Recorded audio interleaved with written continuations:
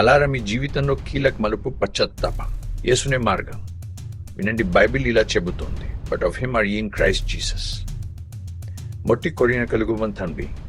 1 Corinthians 1:1 అర్థం, దేవుడు మిమ్మల్ని క్రీస్తులో ఉంచాడు.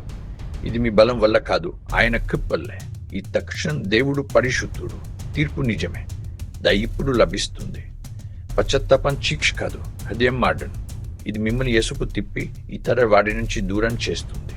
మీరు దూరంగా అనిపిస్తే ఈ వాగ్దానాన్ని జ్ఞాపకం చేసుకోండి. క్రీస్తులో మీరు క్షమింపబడ్డారు, కొత్త సృష్టిగా మారారు. జిత్తానం ప్రసాదించబడింది, నీతి బహుమతే ఇచ్చబడింది, పరిశుద్ధత అందించబడింది.